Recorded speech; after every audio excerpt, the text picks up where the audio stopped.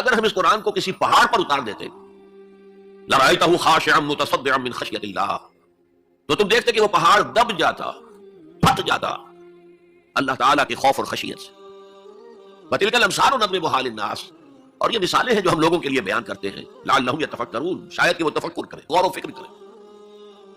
قرآن مجید میں وہ مضامین جو بہت لطیف ہوتے ہیں، بہت لطیف ہوتے ہیں، جن کا ادراک عام انسانی عقل سے ماورا ہے، اس کے لیے تمثیلیں بیان کی جاتی ہیں۔ ما لا یدرک کلہ لا یترک کلہ، اگر وہ مضمون بتمام و کمال سمجھ میں نہیں آ سکتا تو کچھ تو آ جائے تمثیل کے حوالے سے، اگر غور و فکر کریں گے تو بات سمجھ میں آ جائے گی۔ اب اس تمثیل کے حوالے سے سب سے اہم مقام جو ہے قرآن مجید کے اس اصول کے تحت کہ القرآن یفسر بعضہ بعضا، قرآن کا ایک حصہ دوسرے حصے کی تفسیر کرتا ہے۔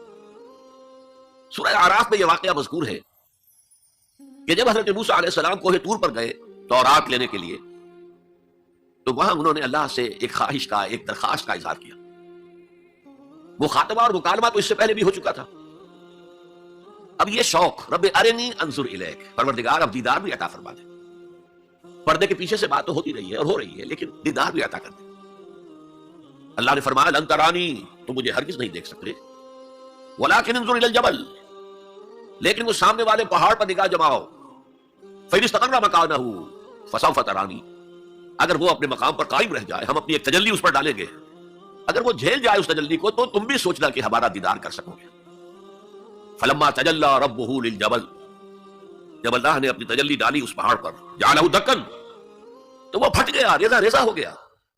وخر موسیٰ صعقا، اور حضرت موسیٰ بے ہوش ہو کر گر گئے، حالانکہ تجلی براہ راست حضرت موسیٰ پر نہیں تھی، تجلی پہاڑ پر تھی، اور حضرت موسیٰ بالواسطہ اس تجلی کا مشاہدہ کر رہے تھے، لیکن اس تجلی کا نتیجہ کیا نکلا؟ پہاڑ پھٹ گیا، ریزہ ریزہ ہو گیا، اور حضرت موسیٰ بے ہوش ہو کر گر گئے۔ اب یہ واقعہ ہے، وہاں تو تمثیل بیان ہوئی، اور یہ واقعہ ہے۔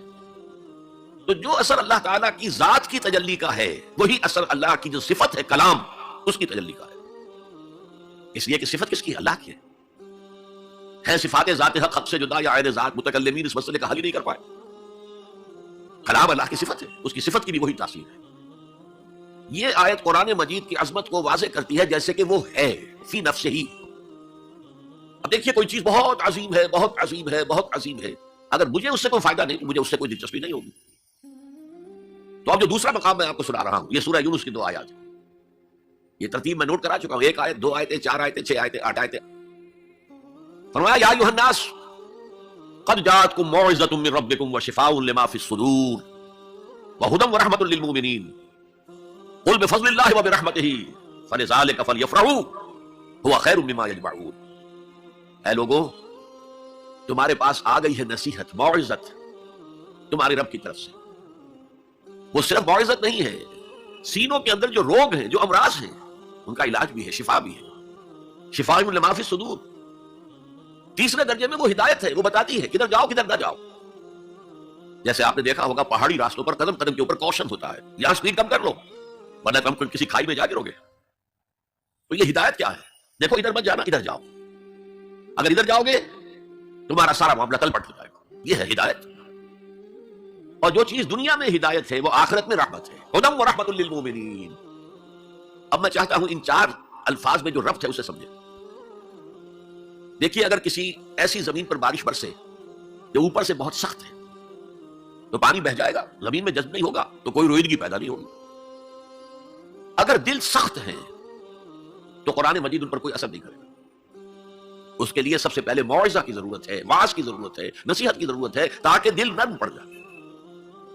انسانی دل جب سخت ہوتے ہیں تو ان کی سختی چٹانوں سے زیادہ ہوتی ہے۔ سورہ بقرہ میں فرمایا ثم قست قلوبکم فہی کالحجارۃ او اشد قسوہ، یہودیوں سے خطاب ہے، ثم قست قلوبکم من بعد ذلک فہی کالحجارۃ او اشد قسوہ۔ اے بنی اسرائیل، تمہارے اس طرز عمل کے نتیجے میں تمہارے دل سخت ہو گئے اور اب وہ پتھروں سے زیادہ سخت ہے۔ لہذا سب سے پہلے ضرورت کیا ہے؟ دل کی زمین کو نرم کیا جائے، اس میں حل چلایا جائے۔ یہ کام ہے موعظہ کا، واعظ کا، نصیحت کا۔ ہمارے معاشرے میں کسی زمانے میں واعظ کا بڑا رواج تھا، آج کل یہ چیز ختم ہو گئی، بلکہ واعظ کو گھٹیا بات سمجھا جاتا ہے۔ بھائی کوئی عقلی بات کرو، کوئی علمی بات کرو، تم تو واعظ کہہ رہے ہو، گویا کہ واعظ گھٹیا چیز ہے۔ نہیں، واعظ سے دل میں دقت پیدا ہوتی ہے، نرمی پیدا ہوتی ہے۔ تو قرآن مجید ہی سب سے بڑا موعظہ ہے۔ ہم نے بدقسمتی سے کیا کیا، جب واعظ کہے جاتے تھے تب بھی مثنوی مولانا روم سے ضعیف احادیث سے، واعظ دستان زنوں افسانہ بند، واعظ بڑے اونچے اونچے ہاتھ چلا کر اور افسانہ جو ہے بیان کر رہا ہے، لیکن اس کا حال کیا ہے؟ از خطیب و دیلمی گفتار اوست، بعض ضعیف و شاذ و مرسل کار اوست۔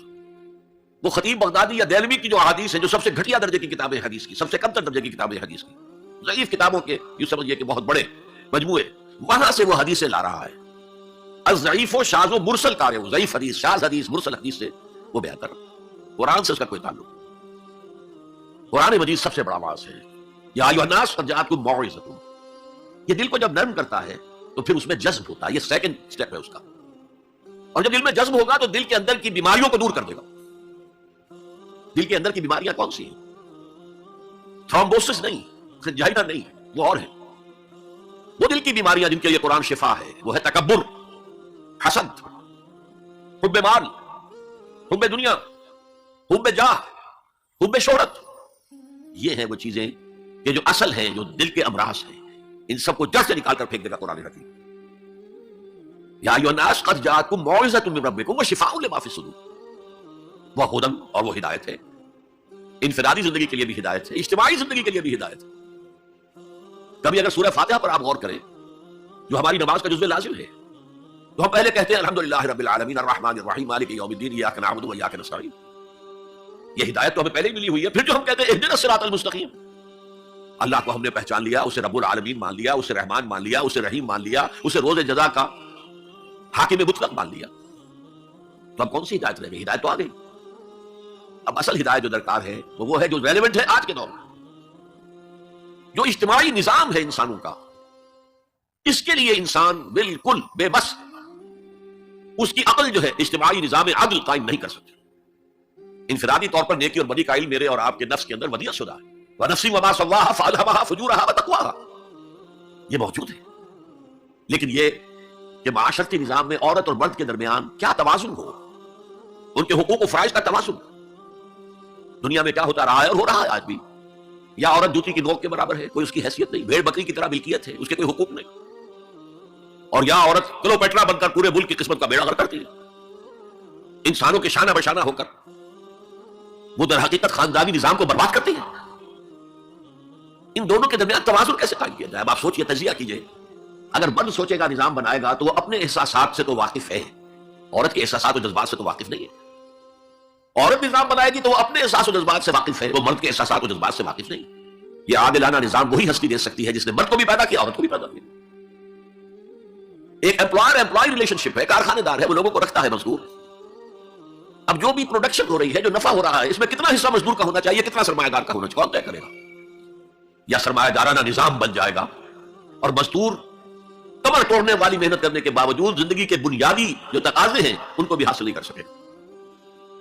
میں نے آپ کے ممبئی شہر میں جو اس وقت دیکھا ہے، یہ جو چھوٹے چھوٹے خانے بنے ہوئے کبوتروں کے سے جن میں انسان رہ رہے ہیں اور پوری زندگی ان میں گزارتے ہیں، یہ انسان، جبکہ اونچے اونچے محل موجود ہیں، بڑی بڑی عمارتیں موجود ہیں، ایکڑوں پر پھیلی ہوئی کوٹھیاں موجود ہیں، یہ ہے ننگا کیپٹلسٹک نظام، ننگا اوریم۔ اسی کا رد عمل تھا جو کمیونزم کی شکل میں ظاہر ہوا، ایکوالٹی ہونی چاہیے، لیکن اس کمیونزم نے شکل اختیار کر لی ون پارٹی ڈکٹیٹرشپ۔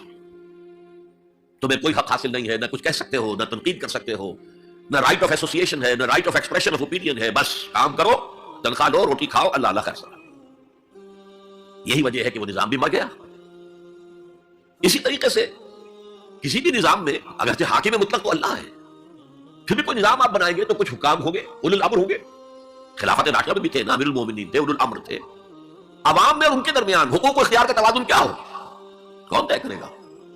اولو الامر تو چاہیں گے سارے اختیارات ہمارے پاس ہوں، ٹوٹلیٹیرین سٹیٹ قائم ہو جائے گی۔ عوام چاہیں گے ہمارے پاس ہوں اور ہمیں اتنی آزادیوں کے بعد پدر آزاد ہو جائیں، جو چاہے کریں، ہومو سیکشول ہو جائے، ہومو سیکشول میرجز کریں، ہمیں کوئی روکنے والا نہ ہو۔ تو میں نے آپ کو بتایا اجتماعی نظام کے یہ تین گوشے ہیں، معاشرتی نظام، معاشی نظام، سیاسی نظام۔ آج کے انسان کی اصل ضرورت ہے، اس لیے کہ اس طرح کا ہمہ گیر نظام اس سے پہلے تھا ہی نہیں، لوگوں کو آزادیاں تھیں۔ آج آپ کا پورا تعلیمی نظام بھی اسی نظام کے تحت ہے۔ آپ کہاں لے جائیں گے اپنے بچوں کو؟ آپ ان کے حوالے کر کے اپنے ہاتھ دھو لیتے ہیں، you wash your hands of your children. وہ نظام جو چاہے گا بنا دے گا ان کو۔ گلا تو گھونٹ دیا اہل مد رسالت کے راہ، کہاں سے آئے صدا لا الہ الا اللہ؟ کیا کریں گے؟ انہیں کہیں کسی تہخانے میں تو بند نہیں کر سکتے۔ آپ اپنے گھر میں ٹیلی ویژن نہیں لائیں گے، وہ جا کر دکان پہ دیکھیں گے۔ جب تک نظام درست نہ ہو، اور نظام کی ہدایت ہے جو قرآن نے دی ہے اصل، ورنہ اخلاقیات کا معاملہ میں آپ سے عرض کر دوں کہ یہ تو نوع انسانی کی مشترک میراث ہے. سچ بولنا اچھا ہے، جھوٹ بولنا برا ہے. کون نہیں جانتا؟ کیا ہندو نہیں جانتا؟ کیا بدھ مت کا پیرو نہیں جانتا؟ وعدہ کرنا اچھا ہے، وعدہ خلافی بری ہے. کون نہیں جانتا؟ عیسائی نہیں جانتا، یہودی نہیں جانتا، سب جانتا. بیسک ہیومن مورالٹی تو ہمارے اندر ہے، جیسا کہ میں نے آیت آپ کو سنائی، وَنَفْسٍ وَمَا سَوَّاهَا فَأَلْهَمَهَا فُجُورَهَا وَتَقْوَاهَا. انسان کا نفس جو اللہ نے پوری طرح تیار کر دیا، نوک پلک سوار دی، اور اس میں نیکی اور بدی کی تمیز ودیت کر دی.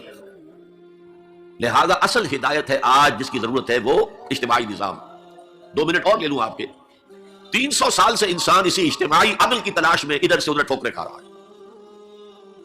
کچھ 250 برس سے زیادہ ہو گئے ہیں. فرانس میں انقلاب آیا، کیوں آیا؟ یہ بادشاہت، 6 بادی دارت. بادشاہ کون ہے؟ وہ بھی انسان ہے، ہم بھی انسان ہیں. اسے کیا حق ہے کہ وہ حکومت کرے؟ لہذا انقلاب آیا، سخت خونی انقلاب آیا. لوگوں نے چاہا کہ عدل ہو، لہذا فرنچ ریولوشن آیا. لیکن چونکہ وہ ریولوشن یک طرفہ تھا، صرف سیاسی نظام بدلا، معاشی نظام نہیں بدلا. سود موجود رہا، لہذا اس کے بعد کیپٹلزم کی لعنت مسلط ہو گئی. پہلے لارڈز اینڈ بیرنز اور بڑے بڑے زمیندار اور جاگیردار سروں پر مسلط تھے، اور اب کارخانے دار اور کیپٹلسٹ مسلط ہو گئے. آج کی جمہوریت کیا ہے؟ دس از دی ڈکٹیٹرشپ آف دی کیپٹلسٹ. یہ تو اصل میں کیپٹلزم ہے، کیپٹلسٹ کی ڈکٹیٹرشپ ہے جو سب ہو رہی ہے. اچھا، اس سے نجات پانے کے لیے چھلانگ لگائی دوسری طرف کمیونزم، تو وہ میں آپ کو بتا چکا ہوں. وہاں انفرادی آزادی ختم ہو گئی، اب وہ بھی مر گیا. اب فوکویاما نے تو کتاب لکھ دی اینڈ آف ہسٹری. بس ثابت ہو گیا کہ ہمارا نظام لبرل سیکولر ڈیموکریسی اور انٹرسٹ بیسڈ کیپٹلزم، اس سے بہتر کوئی نظام ہے ہی نہیں، سب ختم ہوگا. لیکن ایک نظام ہے جس کا انہیں اندیشہ ہے، جو ابلیس کی زبان سے اقبال نے کہلوایا تھا، ہے اگر کوئی خطر مجھ کو تو اس امت سے ہے جس کی خاک اس طرف میں ہے اب تک شرار آرزو. خال خال اس قوم میں اب تک نظر آتے ہیں وہ، کرتے ہیں اشک سحرگاہی سے جو ظالم وضو. بڑے نیک لوگ بھی موجود ہیں، لیکن بحثیت مجموعی امت کا حال کیا ہے؟ جانتا ہوں میں یہ امت حامل قرآن نہیں، جانتا ہوں میں یہ امت حامل قرآن نہیں ہے، وہی سرمایہ داری بندہ ہے مومن کا دین. جانتا ہوں میں کہ مشرق کی اندھیری رات میں بے ید بیضا ہے پیران حرم کی آستی. پیر ہیں، مرشد ہیں، ان کی آستینوں میں ید بیضا نہیں ہے، حضرت موسیٰ والا. بہرحال فوکویاما کی نفی کی پھر بعد میں، اور کتاب لکھی گئی کلیش آف سیویلائزیشنز، تہذیبوں کا ٹکراؤ ابھی آئے گا. تو میں اس سے زیادہ اس ایشو پر نہیں جانا چاہتا. ہدایت، انفرادی ہدایت بھی قرآن میں ہے، اور سب سے بڑھ کر اجتماعی ہدایت جس کی آج انسان کو سب سے زیادہ ضرورت ہے. سسٹم آف سوشل جسٹس جو صرف اللہ دے سکتا ہے، اس لیے کہ کارخانے دار بھی اسی کی مخلوق ہے اور مزدور بھی اسی کی مخلوق ہے. جو اولو الامر ہے وہ بھی اسی کے پیدا کرنا ہے، اور جو عوام ہے وہ بھی اسی کے پیدا کرنا ہے. مرد بھی اسی کا پیدا کرنا ہے، عورت بھی اس کی پیدا کرنا ہے. جیسے ایک حدیث میں آتا ہے الخلق عیال اللہ، تمام مخلوق اللہ کے کلبے کے مالک. وہ عدل دے گا، وہ سوشل جسٹس دے گا، وہ توازن دے گا آپ کو معاشرتی نظام میں، معاشی نظام میں، سیاسی نظام. اس کا نتیجہ چوتھا جو نکلے گا رحمت للمومنین، اب وہ رحمت ہوگی آخرت. جیسے حضور نے فرمایا الزہراوین نام دیا سورہ بقرہ کو اور سورہ آل عمران کو. الزہراوین، زہرا کہتے ہیں بہت تابناک حضرت فاطمہ زہرا رضی اللہ تعالی عنہ. الزہراوین یہ 2 بدلیوں کی صورت میں میدان حشر میں ظاہر ہوں گی، اور جو ان سے محبت کرنے والے تھے ان پر سایہ کریں گی، جبکہ کسی کے لیے کوئی سایہ نہیں ہوگا. تو یہ رحمت کا ظہور ہوگا قرآن کا قیامت کے دن. اب اگلی آیت دیکھیے، قل بفضل اللہ وبرحمتہ. اے نبی ان سے کہہ دیجئے یہ اللہ کے فضل اور اس کی رحمت کا مظہر ہے کہ اس نے تمہیں قرآن مجید جیسی کتاب ہدایت دی، جو موعظہ بھی ہے، شفاء لما فی الصدور بھی ہے، دنیا میں ہدایت بھی ہے، آخرت میں رحمت بھی ہے. قل بفضل اللہ وبرحمتہ فبذلک فلیفرحوا. اگر جشن منانا ہے تو اس کا مناؤ، خوشیاں منانی ہے تو اس کی مناؤ. ہوا خیر مما یجمعون. یہ دولت ان تمام چیزوں سے زیادہ قیمتی ہے جو انسان جمع کرتا ہے. دولت جمع کرتا ہے، مال، اسباب، جائیداد، کاروبار، اور محل بناتا ہے، اس میں بڑا اعلیٰ فرنیچر رکھتا ہے، اس میں لا کر ڈیکوریشن پیسز کہاں سے پوری دنیا سے لا کر رکھتا ہے. ان سب سے کہیں زیادہ قیمتی شے قرآن ہے. اب آئیے 4 آیات سورہ رحمان کی، اولین 4 آیات.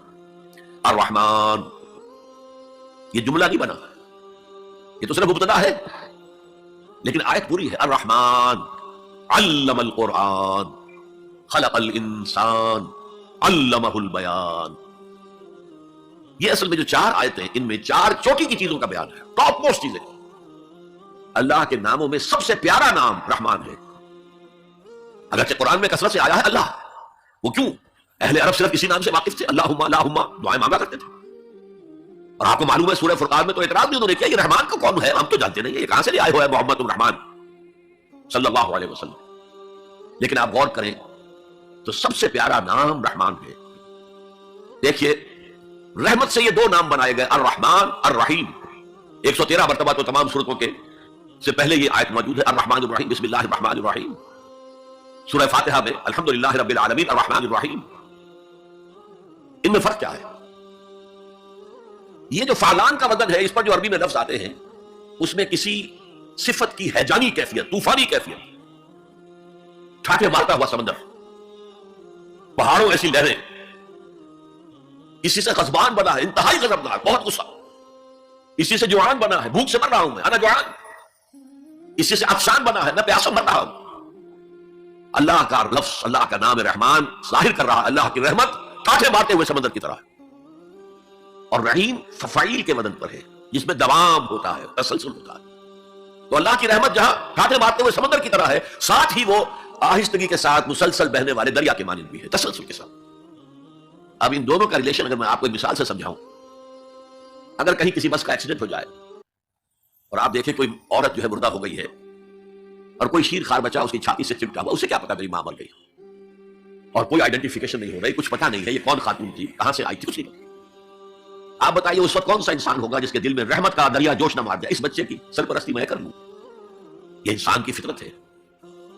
لیکن جب وہ گھر لے جائے گا تو ہو سکتا ہے کچھ دن کے بعد وہ محسوس کرے کہ میں نے خامخواہ کو یہ بوجھ اپنے اوپر لے لیا ہے، میرے تو اپنے بچے بہت تھے. گویا کہ جوش تو آیا، دباؤ اس میں نہیں ہے. اللہ کی رحمت ٹھاٹھے مارتے ہوئے سمندر کی طرح بھی ہے، اور اس میں دوام ہے، دریاؤں کا سا دوام، تسلسل سے بہنے والا. اور سب سے پیارا میں کیوں کہہ رہا ہوں یہ نام؟ ہمیں سب سے بڑی ضرورت رحمت کی ہے. دیکھیے اللہ رازق ہے، اللہ رازق ہے، ہمیں رزق دیتا تاکہ ہم زندہ رہیں، اور اس نے ہمیں زندگی اس لیے دی ہے لِيَبْلُوَكُمْ أَيُّكُمْ أَحْسَنُ عَمَلًا، تاکہ تمہارا امتحان لے. تو رزق دینا اس کی ضرورت ہے، میری ضرورت نہیں ہے. مجھے زندہ رکھنا چاہتا ہے تاکہ وہ امتحان میں دوں تو رزق دے گا مجھے. لیکن رحمت کون سی چیز ہے؟ میں حدیث آپ کو سناتا ہوں. ایک دفعہ آپ نے فرمایا کوئی انسان محض اپنے عمل کی بنیاد پر جنت میں داخل نہیں ہو سکے گا جب تک کہ رحمت خداوندی دستگیری نہ کرے. اسی صحابی رضی اللہ تعالیٰ عنہ نے بڑی ہمت سے، جرأت سے، بلکہ ہم کہہ سکتے جسارت سے کام لیا کہ پوچھ لیا حضور کیا آپ بھی؟ فرمایا میں بھی، الا یتغمدنی ربی برحمتہ، میں بھی داخل نہیں ہو سکوں گا جنت میں جب تک کہ میرا رب مجھے ڈھانپ نہ لے اپنی رحمت سے. تو سب سے پیارا نام کون سا ہوا؟ الرحمن. اب آئیے اگلی آیت، علم القرآن، اس نے قرآن کی تعلیم دی. جو پچھلا مقام ہم نے دیکھا تھا قل بفضل اللہ وبرحمتہ فبذلک فلیفرحوا، اس اللہ تعالیٰ نے قرآن کا علم دیا. لیکن آپ سوچئے جو دوسرے علوم ہیں وہ کس نے دیے ہیں؟ یہ سارا سائنٹیفک نالج اور ٹیکنالوجی، یہ وہی تو علم آدم الاسماء کا ظہور ہے جو ہو رہا ہے. پوٹینشلی یہ سارا مادی علم حضرت آدم کی شخصیت میں وریت کر دیا گیا تھا. پوٹینشلی جیسے آم کی گٹھلی میں پورا آم کا درخت ہے، علم آدم الاسماء کلھا، تمام نام سکھا دیا. اور ساتھ ہی وہ ایپریٹس دے دیا جس سے کہ یہ علم جو پوٹینشل تھا یہ ایکسفولیٹ ہو سکے، یہ کھلے. جیسے کہ کلی بند ہوتی ہے پھر کھلتی ہے تو 5 پتیاں ظاہر ہوتی ہیں، ایکسفولیشن. وہ ایپریٹس کیا ہے؟ ان السمع والبصر والفؤاد کل اولئک کان عنہ مسئولا.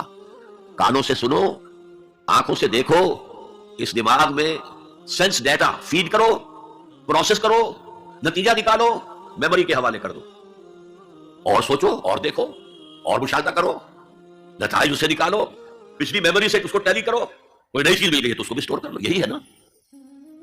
میں مثال دیا کرتا ہوں کہ کسی شخص نے ہمارے آباء و اجداد میں سے کوئی 1000ویں پیڑھی ہماری ہوگی، ابھی تک انسان کسی سورس آف انرجی سے واقف نہیں تھا، پھل کھاتا تھا یا گوشت کچا کھاتا تھا. کسی شخص نے دیکھا کہ اوپر سے ایک چٹان گری اور نیچے بھی چٹان تھی، تو آگ کا شعلہ برآمد ہو گیا. اوہ یہ کیا ہے؟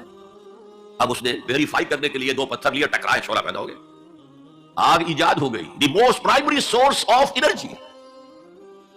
اس سے آگے کسی نے دیکھا کہ ہانی چڑھی ہوئی ہے چولہے کے اوپر اور ڈھکنا اس کا ہلا، اسے کون ہلا رہا ہے؟ وہ جن ہے، بھوت ہے، کون ہے؟ بعد میں معلوم نہیں، یہ سٹیم ہے، سٹیم میں طاقت ہے. سٹیم انجن ایجاد ہو گئے، چل پڑی گاڑیاں. فرنٹیئر میل آتا تھا پشاور سے بمبئی تک، چلا رہا ہے اس سٹیم انجن سے. تو یہ علم ہمارا تدریجاً آگے بڑھا، لیکن یہ دیا ہوا اللہ کا ہے. لیکن تمام علوم میں چوٹی کا علم قرآن کا علم ہے. میں کہہ رہا تھا نا ان 4 چیزوں میں 4 چوٹی کی چیزیں. اللہ کے ناموں میں سب سے پیارا نام رحمان، جو علم اس نے دیا تمام مخلوقات میں، اس نے چوٹی کا علم جو ہے وہ قرآن کا علم ہے. اب آئیے خلق الانسان، پھر سوچے انسان کو پیدا کیا تو کیا جنوں کو نہیں کیا؟ کیا فرشتوں کو نہیں کیا؟ کیا یہ گیلیکسیز پیدا نہیں کی؟ کیا چاند اور سورج نہیں پیدا کیا؟ کیا ہماری زمین کے اوپر زندگی کی جو شکلیں ہیں نباتاتی اور حیواناتی، یہ چرند ہیں اور پرند ہیں اور مچھلیاں ہیں، کس نے پیدا کی؟ سب کچھ اس نے پیدا کیا، لیکن اس کی کریشن کا کلائمیکس انسان، سب سے بڑی اس کی تخلیق انسان جو مسجود ملائک بن گیا. فسجد الملائکۃ کلھم اجمعون. کس قدر تاکید ہے، سجدے میں گر گئے تمام فرشتے، کل کے کل فرشتے جمع ہو کر 3 مرتبہ. کہیں شبہ رہ جائے جبرائیل نے نہیں کیا ہوگا سجدہ یا اسرافیل، نہیں، کلھم اجمعون. یہ انسان شاہکار ہے اللہ کی تخلیق کا. فرمایا ہے خلقتہ بیدیہ، اے ابلیس تو اس آدم کو سجدہ نہیں کرنا چاہتا جسے میں نے اپنے دونوں ہاتھوں سے بنایا. کیا معنی اس کے؟ اللہ کے 2 ہاتھ کیا ہیں؟ الا لہ الخلق والامر. 2 عالم ہیں، ایک عالم امر ہے، ایک عالم خلق ہے. عالم امر میں اللہ کے حکم کی تعمیل چشم زدن میں ہو جاتی ہے. انما امرہ اذا اراد شیئا فانما یقول له کن فیکون. اور عالم خلق میں وقت لگتا ہے. آم کی گٹھلی سے درخت تو بنے گا آم کا، لیکن کتنے سال لے گا؟ ماں کے پیٹ میں بچہ پرورش تو پائے گا لیکن 9 مہینے لے گا. اللہ نے فرمایا کتنی جگہ پر میں نے آسمان اور زمین 6 دنوں میں پیدا کی. عالم خلق میں ٹائم کا ایلیمنٹ ہے، عالم امر میں کوئی ٹائم نہیں. عالم امر سے تعلق رکھنے والی صرف 2 مخلوقات ہیں، فرشتے اور انسانی ارواح. یسألونک عن الروح قل الروح من امر ربی. اور عالم خلق سے ہمارا یہ جسم ہے، حیوانی وجود ہمارا جو زمین سے آیا ہے. منہا خلقناکم وفیہا نعیدکم ومنہا نخرجکم تارۃ اخری. یہ یہاں سے آیا پھر یہیں چلا جائے گا، روح وہاں سے آئی اور وہیں لوٹے گی. انا للہ وانا الیہ راجعون. یہ ہمارا جسم تو نہیں جائے گا. الرحمن علم القرآن خلق الانسان علمہ البیان. انسان کو جو صلاحیتیں دی اللہ نے ان میں سب سے بڑی صلاحیت قوت بیان ہے. اس لیے انسان کو اہل منطق کہتے ہیں حیوان ناطق، بولنے والا حیوان. یہ اپنے آپ کو ایکسپریس کرنے کی صلاحیت ہے. یہ تمام صلاحیتوں میں چوٹی کی صلاحیت ہے. دیکھیے ہمیں آنکھیں دی ہیں، حیوانوں کی بینائی ہم سے کہیں زیادہ ہے. ایسے حیوان بھی ہیں کہ جنہیں لائٹ کی ضرورت ہی نہیں، بغیر روشنی کے دیکھتے ہیں. یہ باز اور شاہین بڑی بلندی سے زمین پر پڑی ہوئی سوئی کو دیکھتے ہیں. سماعت ہمیں دی تو بہت سے حیوانات کو ہم سے بہت زیادہ سماعت دی. آپ گھوڑے پر سوار جا رہے ہیں، آپ نے کوئی آواز نہیں سنی، گھوڑے نے سن لی ہے، اس کی کنوتیاں کھڑی ہو گئی، اینٹینا کھڑے ہو گئے. سوار کو معلوم ہوا کوئی خطرہ ہے، اس نے تو کچھ نہیں سنا تھا. پھر کتنے حیوان ہیں جو سونگنے کی قوت ان میں کتنی زیادہ ہے، ہر شے کو سونگ کر پتہ کرتے ہیں یہ ہمارے کھانے کی ہے کہ نہیں. اصل صلاحیت جو انسان کی صلاحیت ہے وہ قوت بیان ہے. آپ کو معلوم ہے بڑے بڑے وکیل ایک پیشی کے 5 لاکھ روپیہ لے رہے ہیں. کیوں؟ ان کے اندر بیان کی صلاحیت زیادہ ہے، جو مقدمے کو خوبصورتی سے پیش کر سکتے ہیں. ورنہ وہی قانون پڑھنے والے جو ہیں وہ کلا وہ جوتی پڑکھارتے پھرتے ہیں، کوئی ان کو پوچھتا نہیں. اسی طرح آپ کو معلوم ہے دنیا میں بڑے بڑے جو ڈکٹیٹر بنے ہیں وہ قوت بیان کی بنیاد پر بنے. ہٹلر کی فائری اسپیچز اس نے کہاں سے کہاں اسے پہنچا دیا. لیکن اب ان چیزوں کو جوڑیے. الرحمن علم القرآن، یہ ایک جملہ بنا ہے، رحمان نے قرآن سکھایا. خلق الانسان، انسان کو پیدا کیا. علمہ البیان، یہ 3 ویلیوز ہیں جو 4 آیتوں میں آئی ہیں. آپ نے میتھمیٹکس میں یا ارتھمیٹکس میں پڑھا ہوگا، ریشیو پروپورشن کا قاعدہ، نسبت و تناسب. 3 ویلیوز دے دی گئی، 4تھی تلاش کرو. وہ 4تھی ویلیو کیا ہے؟ دیکھو اگر تمہیں کوئی قوت بیان اللہ نے دی ہے، اس سے قرآن کو بیان کرنے میں صرف کرو. جیسے ہم کہتے ہیں کہ توپ سے مکھی نہیں ماری جاتی، توپ جتنی بڑی شے ہے وہ مکھی مارنے کے لیے تو استعمال نہیں ہوتی. تمہیں اللہ نے قوت بیان دی ہے، اسے صرف پیسے کمانے کے لیے استعمال نہ کرو، اسے لیڈری چمکانے کے لیے استعمال نہ کرو. اس قوت بیان کو اس قرآن کے بیان کرنے میں استعمال کرو. یہ جو نتیجہ نکلا ہے یہ ایک حدیث میں آیا ہے اور اس میں عجیب لطف ہے. الرحمن علم القرآن خلق الانسان علمہ البیان عن عثمان ابن عفان. وہی جو ہے قافیہ چلا آ رہا ہے، بخاری شریف کی روایت ہے. خیرکم من تعلم القرآن وعلمہ. تم میں سے بہترین لوگ ہیں جو قرآن سیکھیں اور سکھائیں، پڑھیں اور پڑھائیں، سمجھیں اور سمجھائیں. یہ بہترین ہے، اس کو بہتر نہ کہیں. یہ خیر کے بعد من آ جائے گا تو یہ کمپیریٹیو ڈگری ہوگی. انا خیر منہ، ابلیس نے کہا تھا میں اس آدم سے بہتر ہوں. خلقتنی من نار خلقتہ من طین، مجھے تو نے آگ سے بنایا، اسے مٹی سے بنایا. اگر من نہ آئے تو یہ سپرلیٹو ڈگری ہے. خیرکم، تم میں سے بہترین لوگ ہیں جو قرآن سیکھیں اور سکھائیں. کاش یہ حدیث نقش ہو جائے نوجوانوں کے دل پر. کیریئرز کی تلاش کرتے ہیں، ایم بی اے کر لیں، کمپیوٹر میں ایم ایس کر لیں، کیریئر بنے گا، تنخواہ اچھی ملے گی. وہ سارا کچھ اس دنیا کے لیے، عارضی دنیا کے لیے، عارضی زندگی کے لیے ہے اور کچھ بھی نہیں. حضور فرما رہے ہیں سب سے اونچا کیریئر یہ ہے قرآن پڑھو اور پڑھاؤ. اور یہ تو ہمارے ذمہ لگا کر گئے حضور. ختمہ حجۃ الوداع میں کیا کہا تھا؟ میں صرف تمہارے لیے تو نہیں بھیجا گیا تھا. وَمَا أَرْسَلْنَاكَ إِلَّا كَافَّةً لِلنَّاسِ بَشِيرًا وَنَذِيرًا. اے محمد ہم نے آپ کو نہیں بھیجا مگر ساری نوع انسانی کے لیے بشیر اور نذیر بنا کر. تو حضور نے تو تبلیغ ابھی صرف اہل عرب تک کی تھی. رسول تو تھے وہ پوری نوع انسانی کی، وہ کون کرے گا؟ وَكَذَلِكَ جَعَلْنَاكُمْ أُمَّةً وَسَطًا لِتَكُونُوا شُهَدَاءَ عَلَى النَّاسِ وَيَكُونَ الرَّسُولُ عَلَيْكُمْ شَهِيدًا۔ ہم نے تمہیں امت بنایا، کس لیے بنایا؟ خیر امت بنایا، امت وسط بنایا، درمیانی امت بنایا، ایک کڑی ڈال دی ہے۔ دیکھیے حضور سے پہلے رسالت 2 کڑیوں پر مشتمل تھی صرف۔ اللہ سے جبرائیل نے لیا اور وقت کے رسول کو پہنچا دیا، اب وقت کا رسول پہنچا رہا ہے آگے۔ رسالت 2 کڑیوں پر تھی، حضور پر آ کر جب رسالت اور نبوت کی تکمیل ہو گئی، ختم ہو گئے، تو تیسری کڑی لگ گئی۔ اللہ سے لائے جبرائیل، پہنچایا قرآن کو، حضور نے پہنچایا امت کو، اور امت کے ذمہ پہنچاؤ ایک ایک انسان کو۔